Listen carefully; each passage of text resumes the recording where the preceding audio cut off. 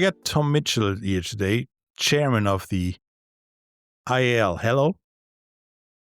Hi, Patrick. How are you? Good. Thank you for joining us. The IAL, the International Arena League, is heading into its first season. Basically, it's starting their thing, so to speak, in Europe.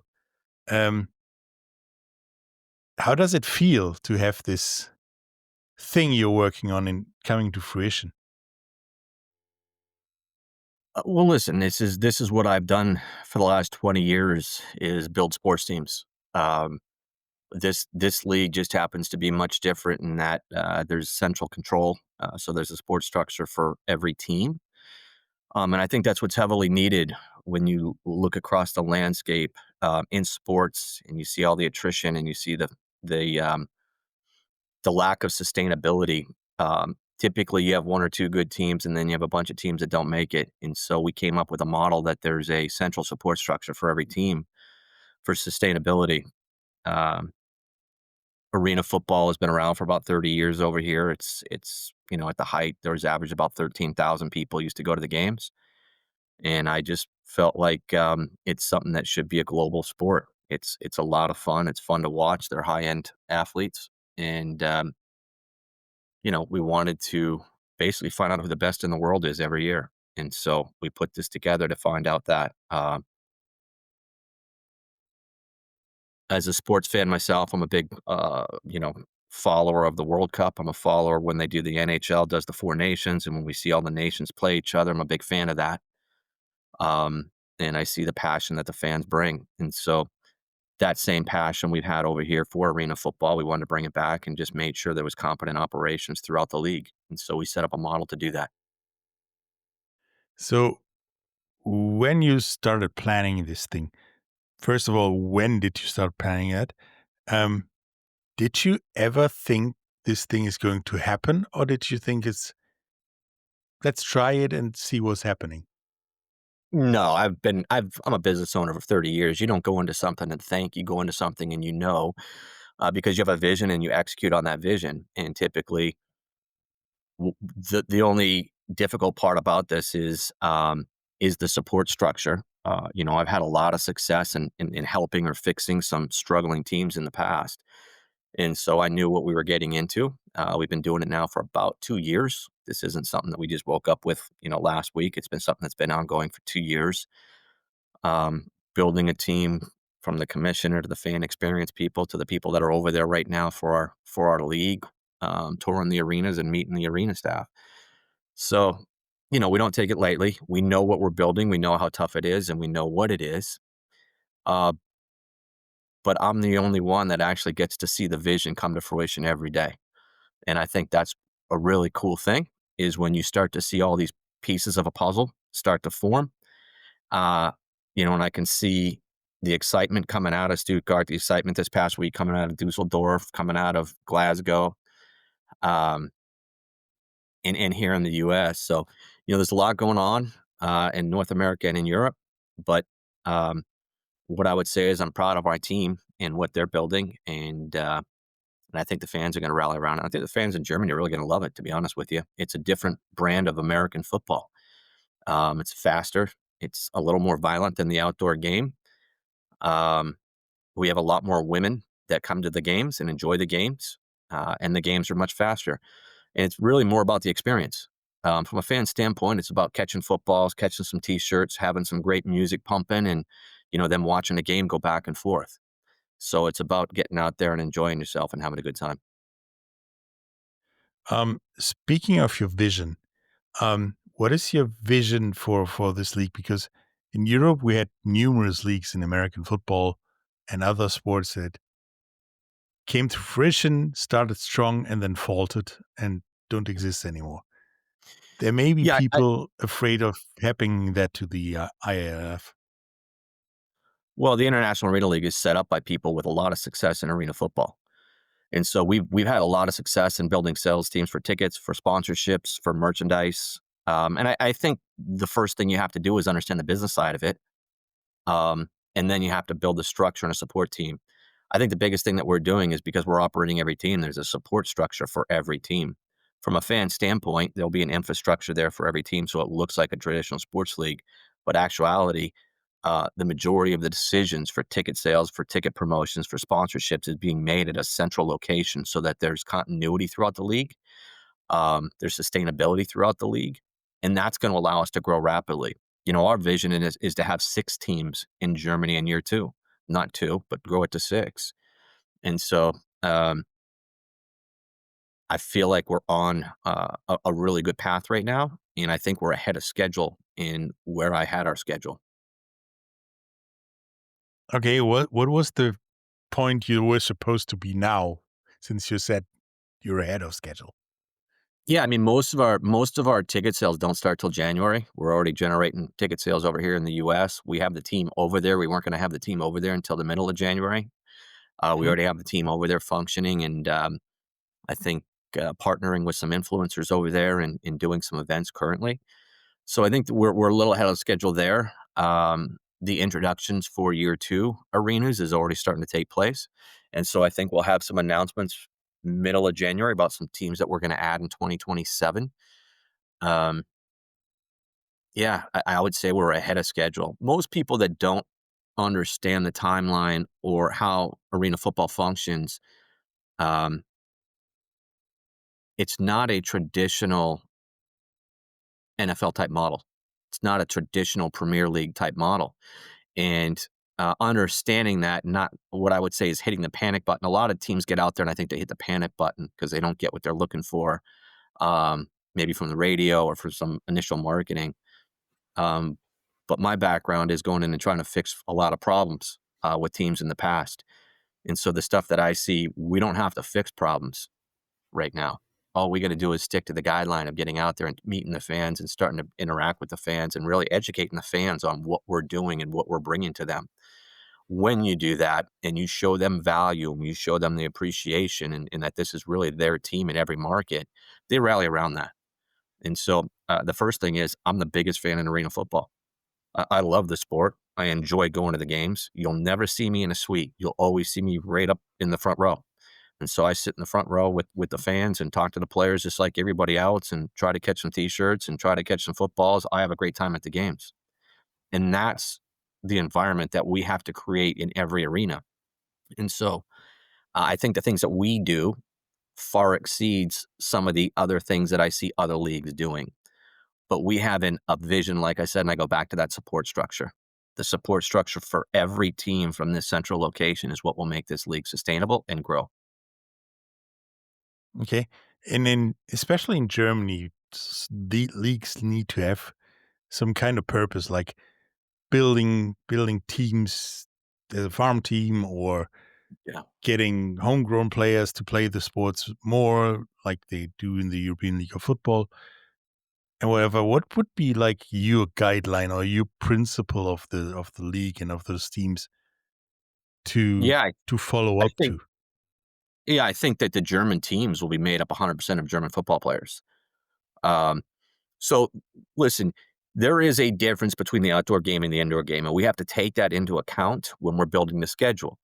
So in doing so, a good outdoor player can adapt to the indoor game. It might take them 3, 4, 5 games to where they start to feel more and more comfortable. So what you do is you build these teams with their local players. Stuttgart has great players. Dusseldorf has great players. There's great players in England. You build them with local players and you have them scheduling against each other. So it's an even match the first 4 or 5 weeks.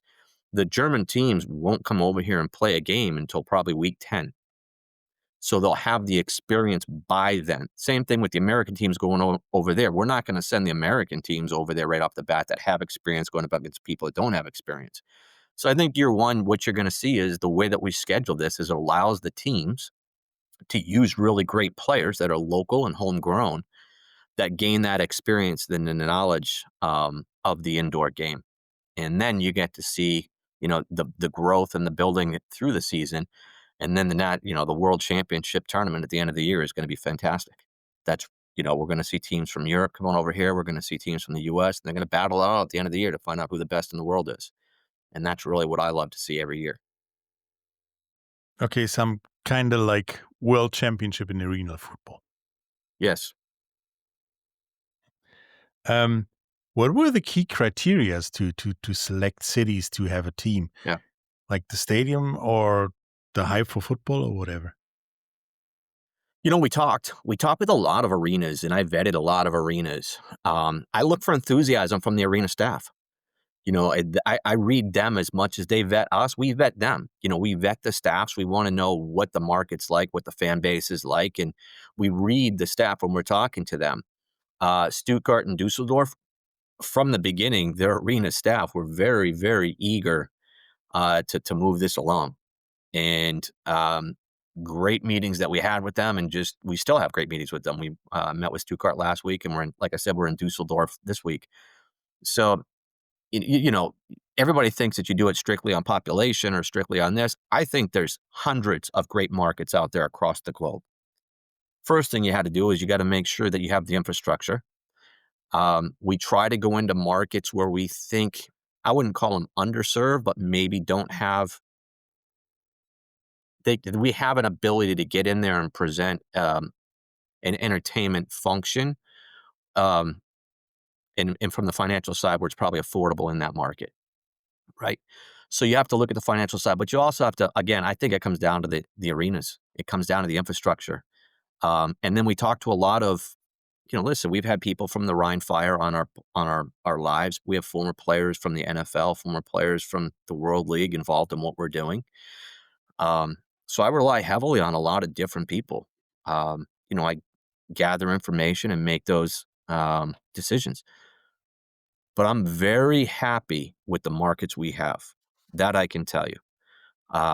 And I think the markets we have are going to allow us allow us scalability in year two. And that's it's not just about year one. We're looking at year two. We're looking at year three already, and how to grow and how to establish divisions across Europe. Um, when you look at Switzerland has a team, maybe Vienna, maybe Australia has a team, Austria has a team, Spain might have some teams. So we're looking already at years 2 and 3. I think there's probably a misconception on the amount of thought that goes into everything and the decisions that we make and the way that we've set this up for sustainability. It's because as a fan of arena football, I was angry at what I saw, the way it was being handled from a business side. Because for the last 15 years in the US, I don't think it's been handled appropriately and professionally. And so, as a person that was involved back in 2007, 2008 in the original Arena Football League and used to help those teams, I felt like the fan base are there. You get great fans, you get great players. You need to have someone running a league that cares about both of those and understands sustainability and what to do to make sure of that. And so, this original thought came out of my disappointment as a fan, but knowing the business side, and that's where this was really grown from. Um, what kind of players are you looking for? Do you need players that do have some experience on an international level or even arena league level, or can players somehow try out for the team, or how do you do that? Yeah, so here in the US, we'll have all experienced players. In Europe, I mean, listen, arena football hasn't been around, so they will be players that either played a high level of Division 1, Division 2 football over here, or have been playing in some of those professional leagues. I mean, we're being contacted by players that have played in some of those leagues over there and are currently playing in those leagues. Um, the trick is to make sure that you have competitive balance throughout that division, right? So you don't want to stack one team and have that team beating people 70-10. You want competitive balance. And I think that we take that into account the way that we build out the schedule. But these will be players that are homegrown, that people know, that have played high level football, outdoor football over there. They're just going to transition to the indoor game. Listen, we pay our players well. We have revenue share for our players as we grow. We're a true sports league that are looking out to try to create a good way of life for the players, and include them.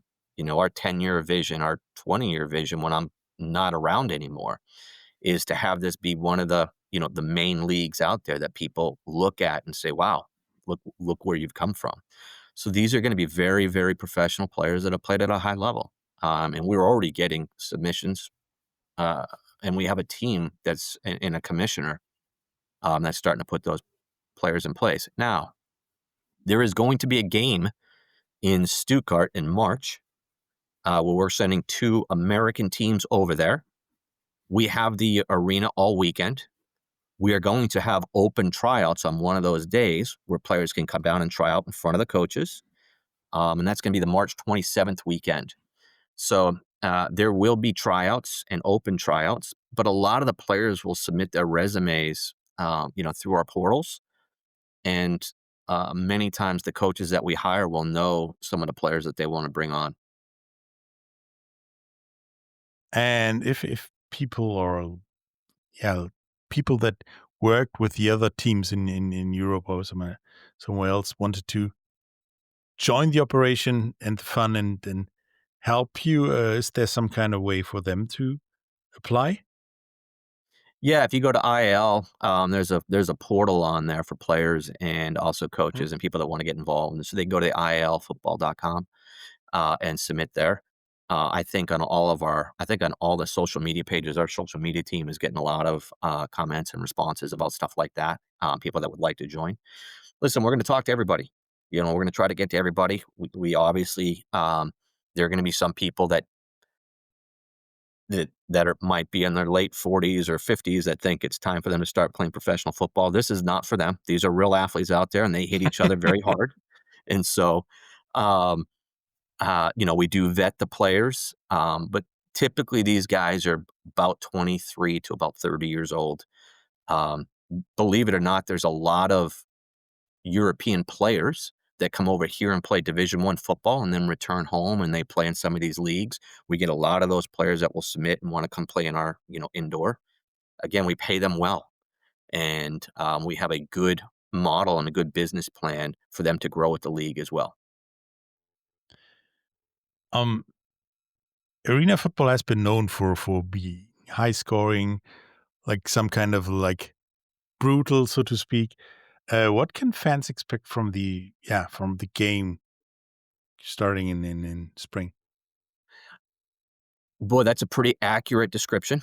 Um, Listen, it's high scoring, but one of the things I think that we do so well in indoor football is interact and integrate the fans into the content of the game. So I think our coaches that are always on the field, walking up and down the sidelines, do a great job of talking with the fans.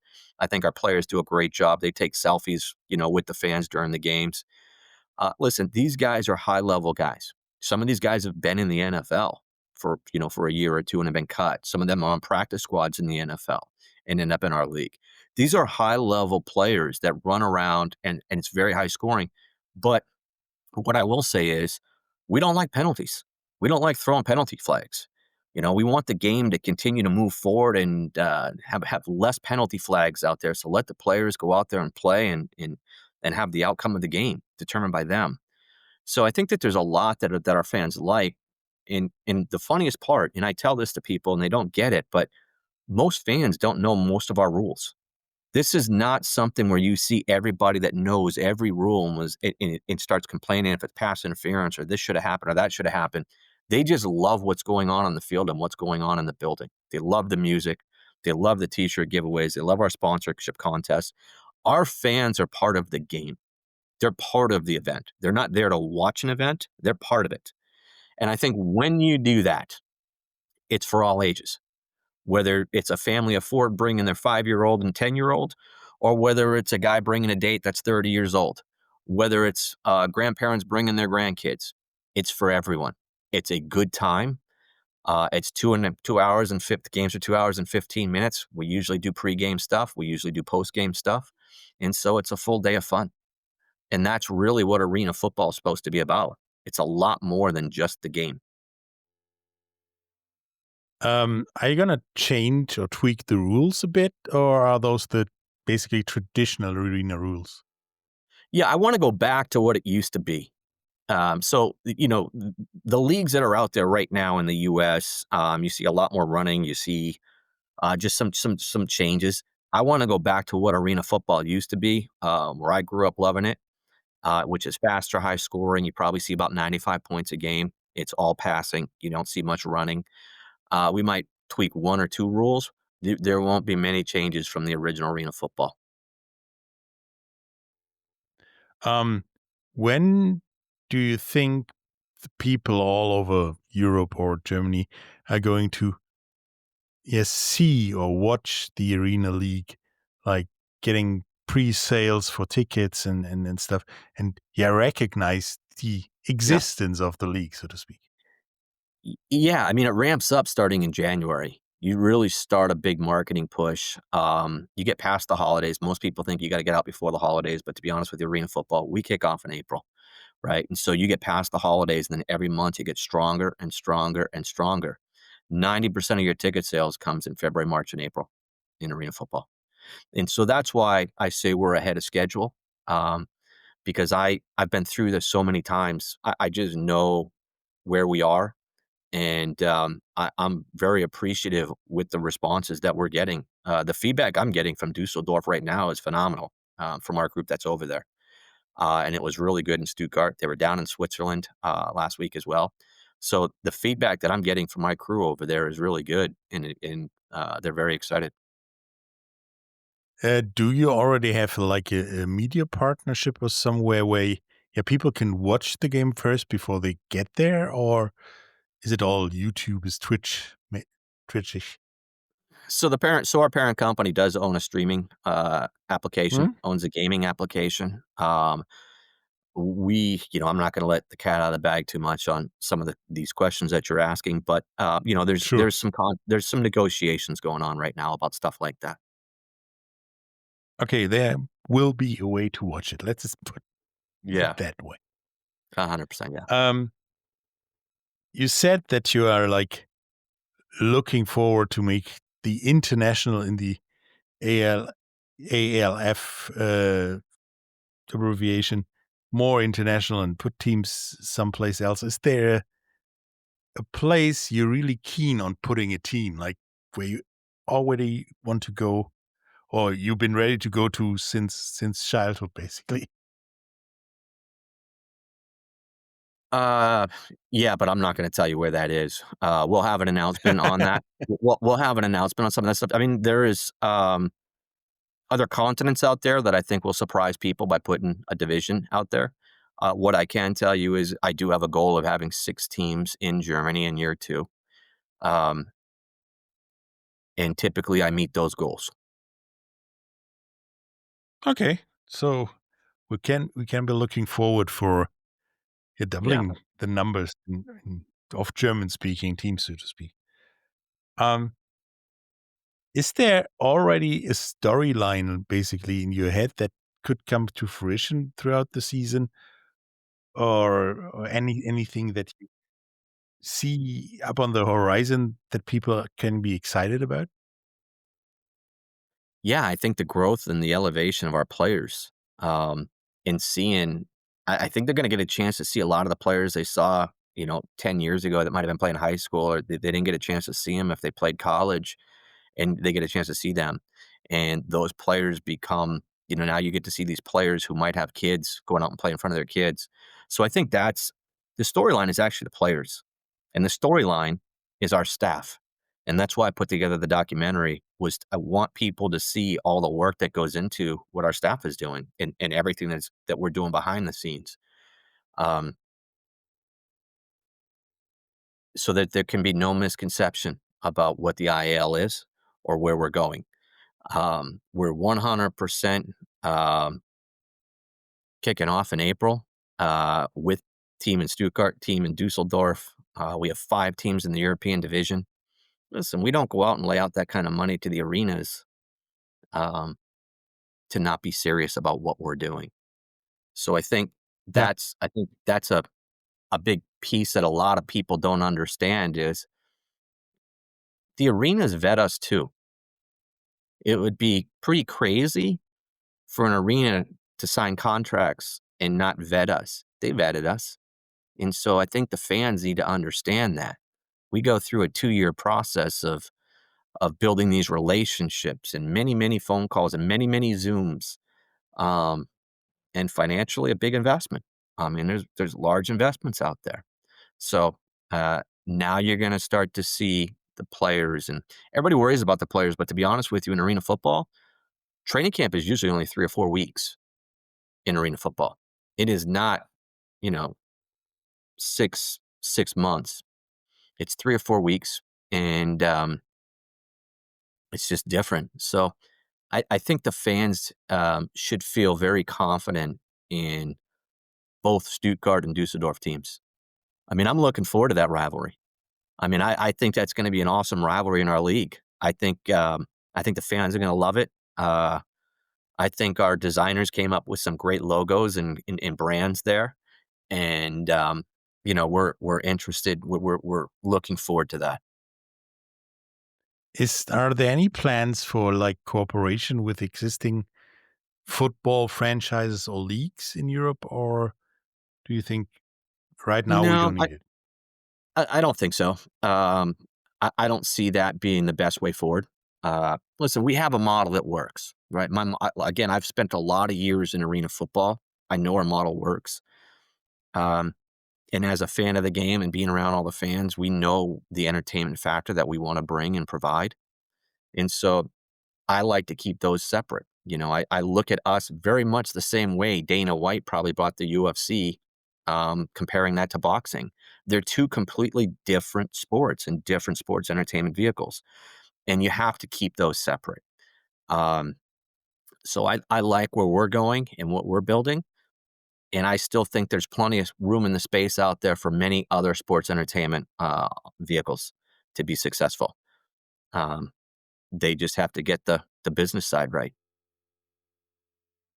So before we finish, what do you want to tell the fans out there to expect from your league, basically?